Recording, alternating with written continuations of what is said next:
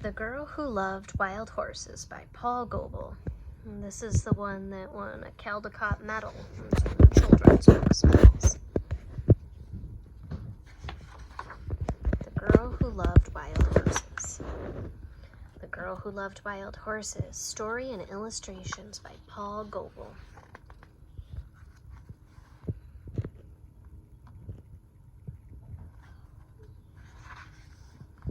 The people were always moving from place to place following the herds of buffalo.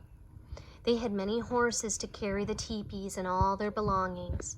They trained their fastest horses to hunt the buffalo. There was a girl in the village who loved horses. She would often get up at daybreak when the birds were singing about the rising sun. She led the horses to drink at the river. She spoke softly, and they followed. People noticed that she understood horses in a special way. She knew which grass they liked best and where to find them shelter from the winter blizzards. If a horse was hurt, she looked after it. Every day when she had helped her mother carry water and collect firewood, she would run off to be with the horses. She stayed with them in the meadows, but was careful never to go beyond sight of home. One hot day, when the sun was overhead, she felt sleepy. She spread her blanket and lay down. It was nice to hear the horses eating and moving slowly among the flowers. Soon she fell asleep. A faint rumble of distant thunder did not waken her. Angry clouds began to roll out across the sky with lightning flashes in the darkness beneath. But the fresh breeze and scent of rain made her sleep soundly. Suddenly there was a flash of lightning and a crash, and a rumbling which shook the whole earth. The girl leapt to her feet in fright. Everything was awake. Horses were rearing up on their hind legs and snorting in terror. She grabbed a horse's mane and jumped on his back.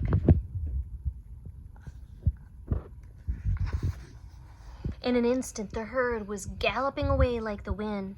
She called to the horses to stop, but her voice was lost in the thunder. Nothing could stop them. She hugged her horse's neck with her fingers twisted into his mane. She clung on, afraid of falling under the drumming hoofs.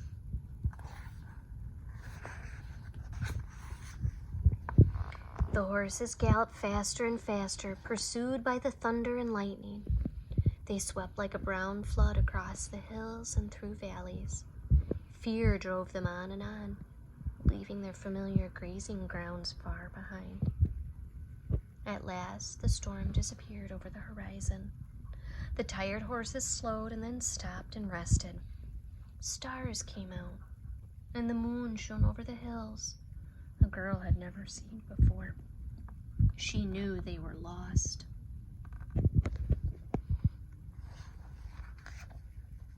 Next morning, she was wakened by a loud neighing. A beautiful spotted stallion was prancing to and fro in front of her, stamping his hooves and shaking his mane. He was strong and proud and more handsome than any horse she had ever dreamed of. He told her that he was the leader of all the wild horses who roamed the hills. He welcomed her to live with them. She was glad, and all her horses lifted their heads and neighed joyfully, happy to be free with the wild horses. The people searched everywhere for the girl and the vanished horses. They were nowhere to be found. But a year later, when two hunters rode into the hills where the wild horses lived, when they climbed a hill and looked over the top, they saw the wild horses led by the beautiful spotted stallion. Beside him rode the girl, leading a colt. They called out to her. She waved back, but the stallion quickly drove her away with all his horses. The hunters galloped home and told what they had seen. The men mounted their fastest horses and set out at once. It was a long chase. The stallion defended the girl and the colt. He circled round and round them so that the riders could not get near. They tried to catch him with ropes, but he dodged them. He had no fear. His eyes shone like gold stars. He snorted and his hooves struck as fast as lightning. The riders admired his courage. They might never have caught the girl, except her horse stumbled and she fell. She was glad to see her parents, and they thought she would be happy to be home again. But they soon saw she was sad and missed the colt and the wild horses. Each evening as the sun went down, people would hear the stallion neighing sadly from the hilltop above the village, calling for her to come back. The days passed. Her parents knew the girl was lonely. She became ill, and the doctors could do nothing to help her. They asked what would make her well again. "I love to run with the wild horses," she answered. "They are my relatives. If you let me go back to them, I shall be happy forevermore."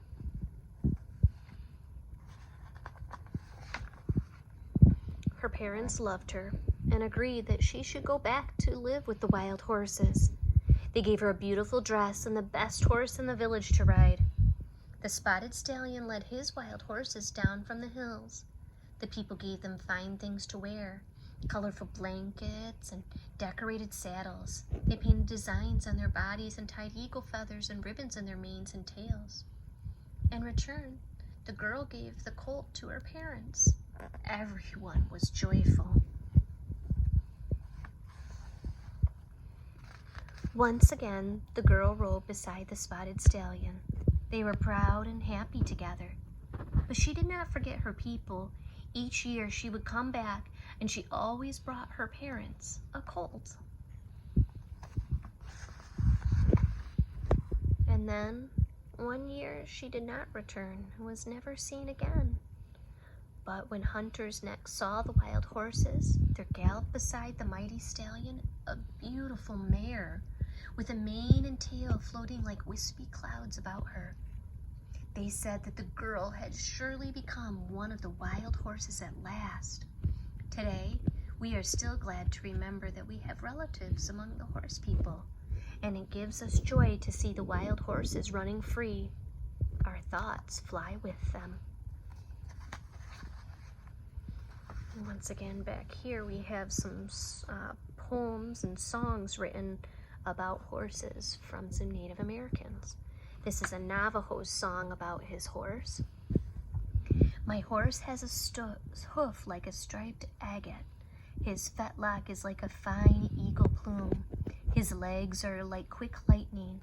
My horse's body is like an eagle-plumed arrow. My horse has a tail like a trailing black cloud. His mane is made of short rainbows. My horse's ears are made of round corn. My horse's eyes are made of big stars. My horse's teeth are made of white shell. The long rainbow in his mouth for a bridle, and with it I guide him." And then there's a second one too. This is from Black Elk. Ogagla Sioux had a dream in which he heard a stallion sing a song.